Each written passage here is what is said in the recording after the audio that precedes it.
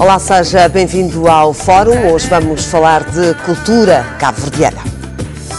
Muito se tem falado do ALUPEC, o alfabeto unificado para a escrita do cabo-verdiano, mas também sobre a importância que a língua portuguesa pode perder no arquipélago. Para nos falar destes e outros temas é meu convidado, Manuel Veiga, Ministro da Cultura de Cabo Verde. Senhor Ministro, muito boa tarde e muito obrigada por ter aceito o convite para estar aqui hoje no Fórum África. Eu começava precisamente por lhe perguntar, há esse risco da língua portuguesa perder no arquipélago? Nunca. A língua portuguesa em Cabo Verde é já um património. A língua portuguesa é muito mais antiga que o cabo-verdiano. O cabo-verdiano é um filho da língua portuguesa, de maneira que, de maneira nenhuma, a promoção e a valorização da língua cabo-verdiana representa, portanto, um perigo para a língua portuguesa. É o contrário.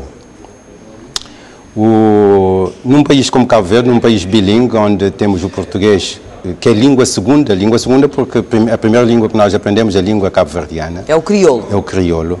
Então, estando num país em que há uma língua segunda e uma língua primeira, ensinar o português em Cabo Verde, até este momento, os resultados podiam ser muito mais positivos se a língua cabo-verdiana estivesse a ser ensinada também.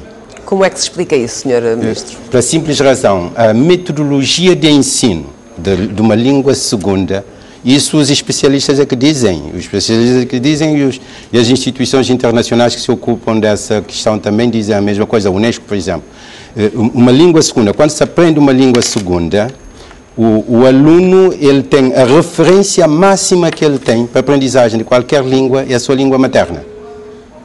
Então, se ele não dominar convenientemente a sua própria língua materna, quer dizer, dominar do ponto de vista explícito e implícito, porque nós falamos o crioulo em Cabo Verde implicitamente. Explicitamente, muitas vezes não sabemos as regras, mas quando nós sabemos as regras de forma explícita, então é essa língua que serve de referência quando nós aprendemos qualquer outra língua. Quando nós aprendemos, portanto, a língua portuguesa. Não havendo, portanto, a aprendizagem da língua primeira, o que é que acontece? Há sobreposição.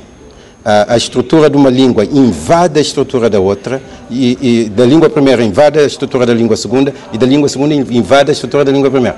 O que é que acontece? Quer dizer, ficamos sem utilizar bem a nossa língua materna, mas também temos dificuldades em utilizar bem a língua segunda. E em Cabo Verde, por exemplo, eu acredito também que nos outros países de língua oficial portuguesa, africanos, as disciplinas que os alunos têm menos nota é o português. A gente pergunta, mas porquê? Como é que é possível? Como é que é possível? Mas eu tinha experiência em casa. Os meus filhos, que eram alunos de 18 e de 17, e que me diziam, papá, português é difícil. Português é difícil. Mas por que diz que português é difícil? Porque sabe a língua materna. Mesmo sendo filhos de um professor doutor em Linguística Geral Aplicada, como é o senhor Ministro, sente que há essa dificuldade? Diziam-me, mas isso é um exemplo que eu dei, porque há muitos que dizem a mesma coisa, e nós vamos fazer a investigação. Aliás, eu amanhã vou ser júri numa tese de doutoramento que é precisamente sobre o ensino do português em Cabo Verde, e que também constata esse problema. Constata precisamente esse problema da língua materna não estar a ser tratada convenientemente, até para poder servir de suporte também para a aprendizagem de qualquer outra língua e da língua portuguesa. Sr. Ministro, para que lá em casa percebam melhor o que é realmente o ALUPEC, além de ser um alfabeto criado para o crioulo? Bom, o ALUPEC é um alfabeto unificado para a escrita da língua cabo-verdiana. E representa, digamos, é uma espécie de unidade entre o modelo etimológico. A escrita portuguesa era muito baseada na etimologia, agora com o acordo as coisas começam a mudar. Portanto, o alfabeto português é um modelo de escrita etimológica, e havia um modelo de escrita fonológica, fonético-fonológica. Fonético-fonológica é quando nós temos um som, uma letra, um som. Não acontece assim em português. Então, nós em 79, quando se fez a primeira proposta do alfabeto, essa proposta era estritamente fonético-fonológica.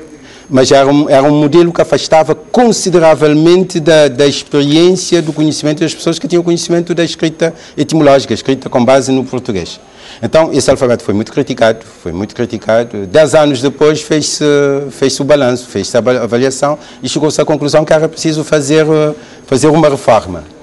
E dessa reforma que nasceu o Alupec, que é o cruzamento entre o modelo fonético e o modelo etimológico.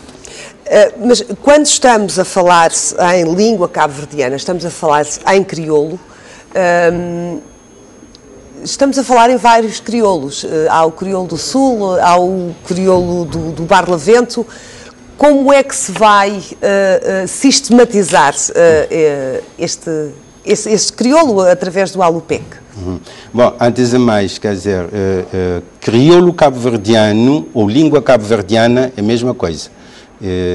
Nós em Cabo Verde até podemos dizer crioulo, porque só temos aquele crioulo, mas se eu estiver em França e eu disser, eu falo crioulo, eles vão perguntar-me crioulo de onde é que fala. Qual crioulo? Então, mas se eu disser crioulo cabo-verdiano, já especifica. Mas também se eu disser cabo-verdiano ou língua cabo-verdiana, já especifica essa língua, esse crioulo que nós falamos.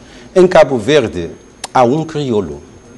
Há um crioulo? Há um crioulo com 9 variantes, aliás, as variantes são muito mais do que 9. Nós temos 10 ilhas.